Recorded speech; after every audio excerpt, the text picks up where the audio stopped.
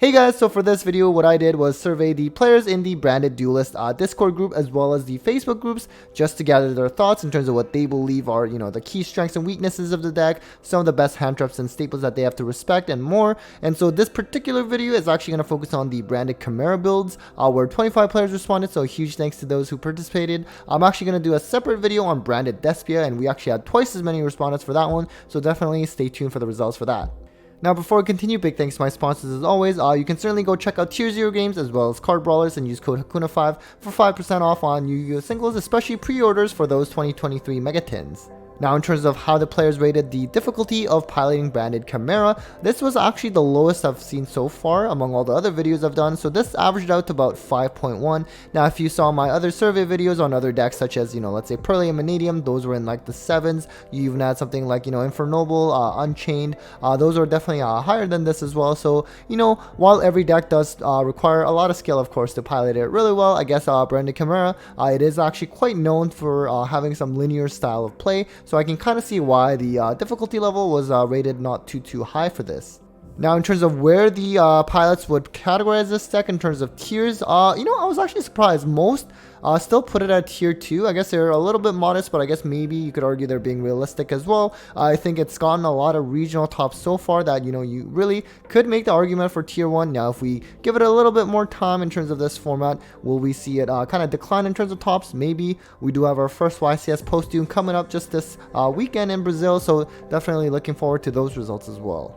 Now in terms of what the players believe are the key strengths of Branded Chimera, some of the key themes that I was able to summarize is that the one card combos, it does have something like, let's say, Mirror Sword Knight, really can go off just on that card alone, and anytime a deck has one card combos, it's generally likely to be consistent, and that's one of the key strengths as well.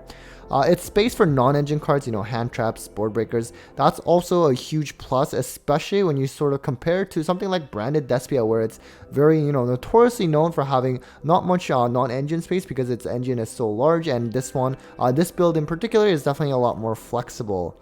I already did mention the consistency in terms of, having one card combos, and it is definitely something a lot of players mentioned in the survey as well. Now, in terms of layers of interruption, this is also very similar with Branded Despia. It's not something where you just set up like multiple negates all at once and that's it. It just sort of kind of layers on, and let's say for example, like you put out Guardian Chimera a little bit after, which can give you like the pop and draws as well, and you have something, let's say you have like all the Mirror Sword Knight for the monster negate and etc., which we'll get to shortly. And the last kind of a key strength that was mentioned a lot was the hand ripping with the the Chimera, the King of Phantom Beast. That's always nice to have. Of course, unfortunately, you don't actually get to see like your opponent's hand, but at least you do still get to rip one, which is always a very nice hand advantage. Now in terms of the typical end board that the Chimera players end on, and again this is typical, not ideal, but these are some of the cards that you really do have to familiarize yourself with.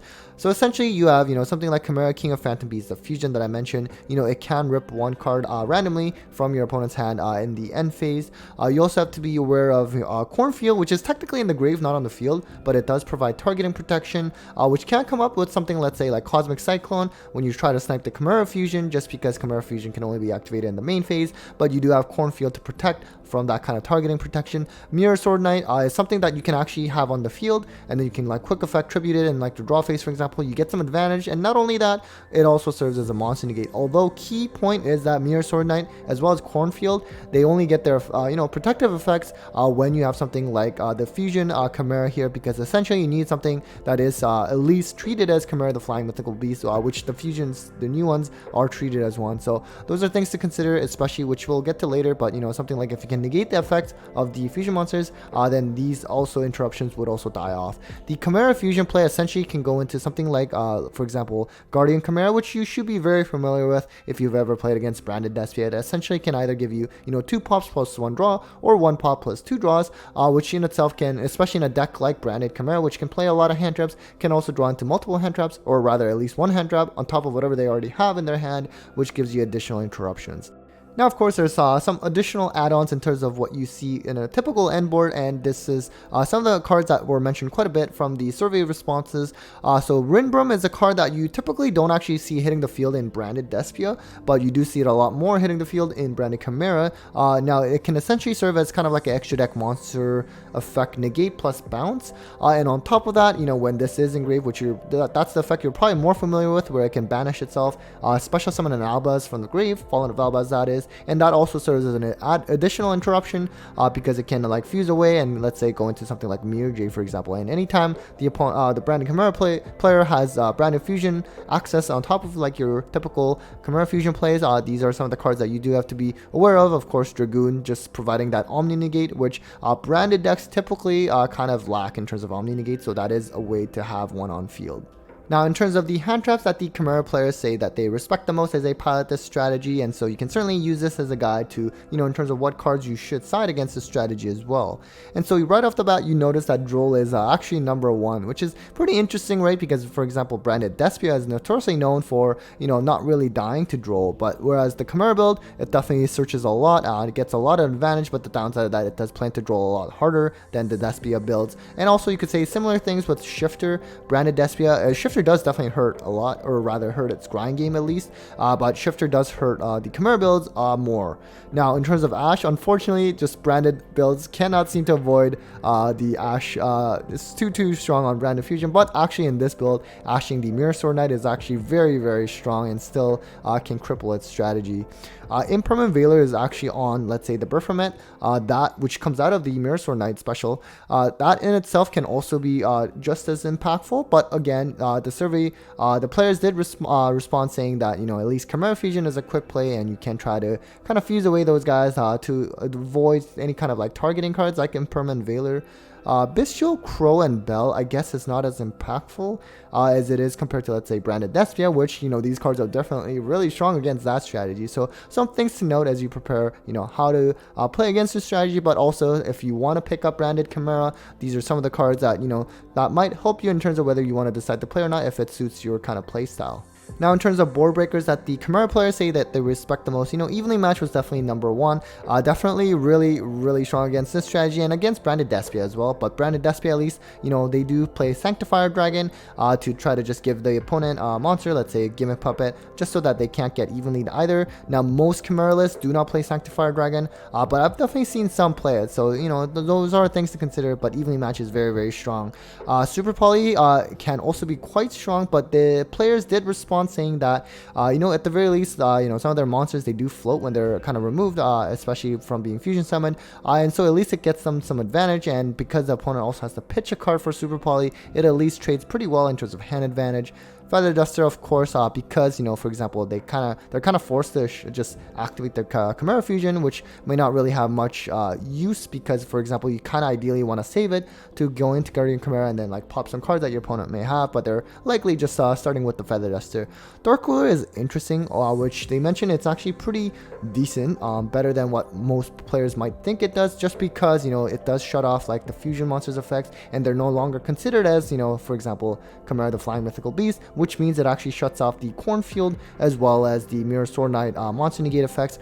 So that's kind of interesting. You do have some Kaijus also kind of brought up there, same with Lava Golem. Regeki Dark Hole Lightning Storm, that's also interesting because I guess for example, most Chimera branded builds, they don't really run branded opening, which for Branded Despia, it can definitely be really strong in terms of protecting against card destruction effects like these, but at the very least, Chimera at least has different lines of play. So Cosmic Cyclone I've also mentioned a little bit earlier in terms of the being able to snipe it.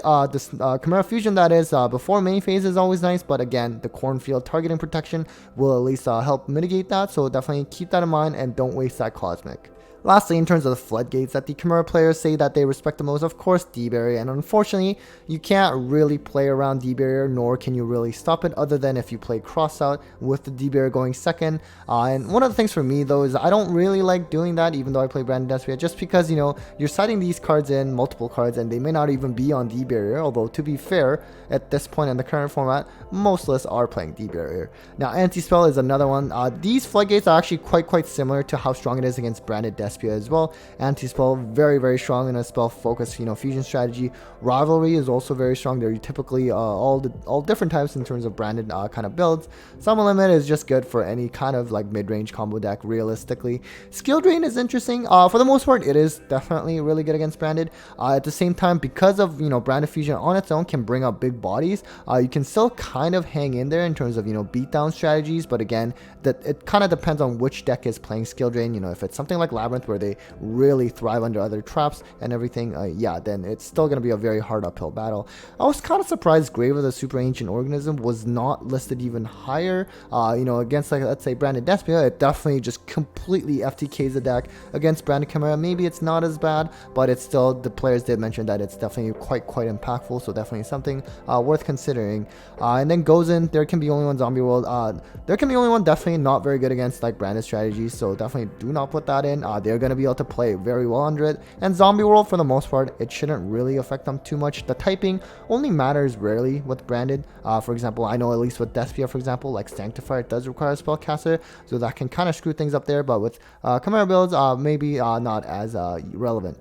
Now, lastly, in terms of the key weaknesses that the Chimera players listed was the one card combo, which is kind of funny, right? Because essentially they put that as a strength of the deck, but it's also still understandable because that one card combo can just easily just fold to ash, that Mirror Sword Knight effect, for example. And also, as I mentioned, it does suffer from Droll and Shifter harder than branded Despia builds.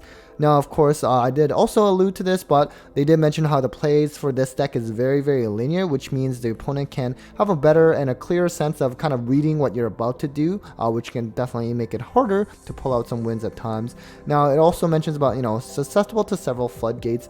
I definitely know, for example, D-Barrier, complete shutout with branded. We are so heavily locked into fusions, for example, and it's not like a lot of other decks, let's say like Tier Limits, where they have the luxury of being able to go into like Link or Synchro strategy still. So things like D-Barrier is very strong. Again, Grave of the Super Ancient Organism can also be very strong and just can completely FTK branded strategies. And then the lack of toolbox options and kind of getting to that in terms of just being limited to fusions and mostly kind of like branded related fusions, for example. So that's definitely a luxury that branded builds unfortunately do not have. We can't just go into like Nightmare Phoenix for that back row removal or Nightmare Unicorn for the monster spin. We do have some really strong extra deck monsters of our own, of course, but unfortunately definitely not as flexible in terms of our extra deck options. So that was it for the breakdown of branded Chimera. Thank you again to all of those that responded to the survey. Again, stay tuned for a breakdown of branded Despia. We do have about 50 players who responded to that so far, so really excited to pull and share those results. Anyways, a huge thanks to all of you for watching. A big thanks to my Patreons as always for supporting this channel, and well, take care, guys.